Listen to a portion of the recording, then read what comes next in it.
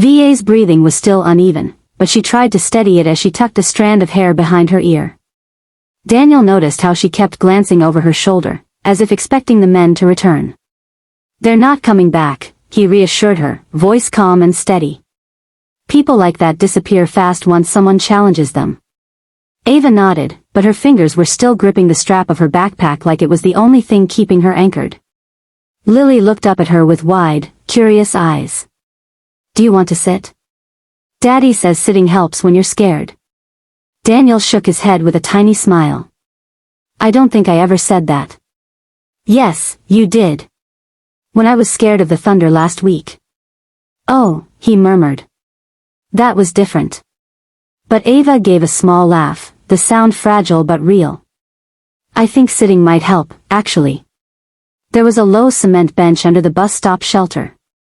Daniel scanned the area first, checking both sides of the street, then gave Ava a nod. "It's clear. Go ahead." They walked together. Ava sat carefully, her knees still trembling.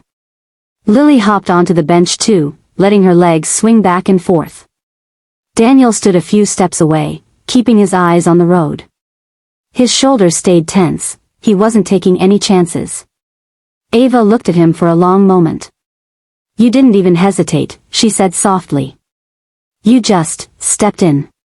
People don't usually do that." Daniel shrugged, eyes still scanning the sidewalk. Sometimes standing back isn't an option. Especially when a kid's watching. Ava glanced at Lily, who was now humming to herself, drawing invisible shapes on the bench with her fingertip. "She's really sweet." "She's my whole world," he replied, and this time his voice softened. "Just want her to see what doing the right thing looks like." Ava nodded slowly. "You did more than the right thing. Those men were following me for almost 2 blocks. I kept crossing streets trying to lose them, but they wouldn't stop." Daniel's jaw tightened. "Did they touch you?" "No," she quickly said, shaking her head. "Just blocked my path and kept asking questions I didn't want to answer." I tried to stay calm, but when we got near the empty bus stop, she took a breath. "I thought they'd trap me." "You did the smart thing by staying in public view," Daniel said. "People like that want isolation." Ava managed a small smile. "I guess. But it still didn't help until you showed up." Lily suddenly pointed to a building across the street. "That bakery has yummy donuts. Daddy buys me one when I have a good report in school." Daniel chuckled. "And she had 3 good reports in a row, so she thinks she deserves donuts every week." "I do deserve them," Lily said seriously. "I worked very hard." Ava laughed again, this time lightly, warmly. "She reminds me of my little sister. Always negotiating for treats." "You have siblings?" Daniel asked. "2, she said. Both younger. My sister is 11, and my brother is 9. They're at home driving my mom crazy." Lily leaned closer. "Do they fight?" Ava made a face. "All the time." "Good," Lily said thoughtfully. "Because I don't have anyone to fight with. Sometimes I wish I had a brother." Daniel gave his daughter a gentle look. "You'd probably regret that wish." Ava was still smiling, but her shoulders eased only a little. Now that the immediate danger had passed, Daniel noticed something else about her. She wasn't dressed like someone wandering around at night by choice. Her clothes were simple, clean, practical. The kind worn by someone coming from work or class, not nightlife. "Do you study near here?" he asked. Ava nodded. "I'm in my 2nd year of college. My last class ran late, and I missed the earlier bus. I usually commute with a friend, but she was sick today. I thought I would be fine." "You would have been," Daniel reassured her. "Just bad timing." Lily tilted her head. "Do you like school?" Ava thought about it. "Most days, yes. But today feels like a fail." "You survived bad guys," Lily said solemnly. "That's not a fail." The words hit Ava harder than she expected. Her eyes softened. "You're right. Today wasn't my fault." "Exactly," Daniel said gently. She looked at him again, really looked at him. He wasn't dressed in anything fancy. Just a worn denim jacket, work boots, and a shirt with grease stains from his repair shop. But the calm in his eyes had been what grounded the moment. And the way he kept Lily behind him earlier still lingered in her mind.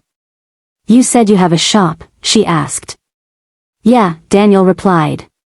"I fix electronics, appliances, small machines, pretty much anything that comes in the door." "That's impressive." He shrugged. "It's enough to keep us going." Something flickered in Ava's expression, curiosity, maybe even admiration, but she lowered her gaze quickly, afraid she'd look awkward.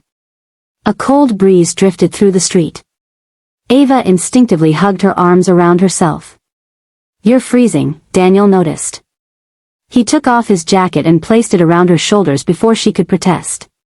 "Oh, I can't take this," she said, startled. "It's fine. I'm used to the cold," he said. "You're not."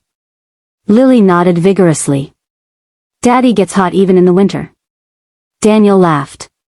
"That's not exactly accurate." But Ava slowly pulled the jacket closer. It was warm. Comforting. She hadn't realized until now how badly she was shaking. In the distance, headlights appeared. "Is that your bus?"